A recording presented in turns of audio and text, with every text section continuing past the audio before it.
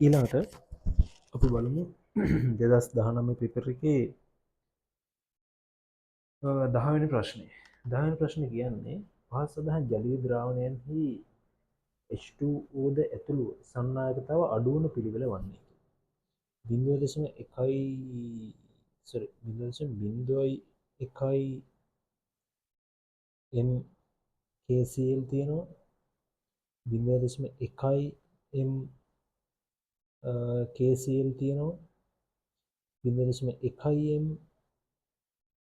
HAC කියන්නේ ඇසිටික් අම්ලය සහ ජලය නේද තියෙන්නේ.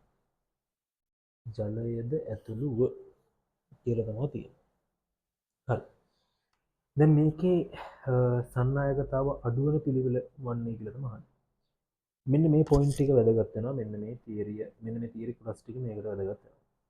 දැන් සන්නායකතාව කියලා කියන්නේ ද්‍රාවණයක සන්නායකතාවට බලපාන්නේ මෙන්න මේ සංයෝගවල තියෙන අයන. හරි. එතකොට මේ ද්‍රාවණයක සන්නායකතාවට බලවන්නේ මෙන්න මේ අයන. ඒ කියන්නේ K+Cl- K+Cl- H+Ac- H+HOOH-. එතකොට දැන් සන්නායකතාව වැඩි වෙන්න නම් හරි ඒක අයන බවට පත් වෙන්න එපා. එහෙනම් මෙයාලා අයනික සංයෝග වෙන්න ඕනේ. අයනික සංයෝග නම් සංයෝගය අයනික නම් සන්නායකතාව වැඩි කියලා අපි කියනවා. සංයෝගය අයනික නම් සන්නායකතාව වැඩි. ඒ වගේම ඒ අදාළ සංයෝගයේ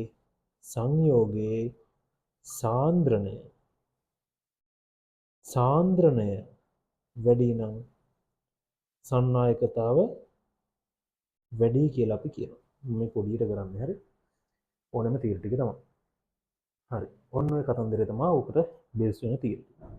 එහෙනම් මේ දෙන්නම සන්නායක මේ ආයනික සංයෝගය. එහෙනම් මෙයාලගේ සාන්ද්‍රණය වැඩි කවුද? මෙන්න මෙයා. එහෙනම් මෙයාගේ තමයි සන්නායකතාව උපරිම වෙන්නේ. ඒ කියන්නේ මෙයා තමයි සන්නායකතාව පළවෙනිට වෙන්නේ වැඩිම වෙන්නේ මෙයා. ඊළඟට මෙයා. හරි. දෙවෙනිට සන්නායකතාව වැඩිම මෙයා. හරි. තුන්වෙනිට සන්නායකතාව දැන් මේ දෙන්නගේ අතර මේ ප්‍රශ්න තියෙන්නේ.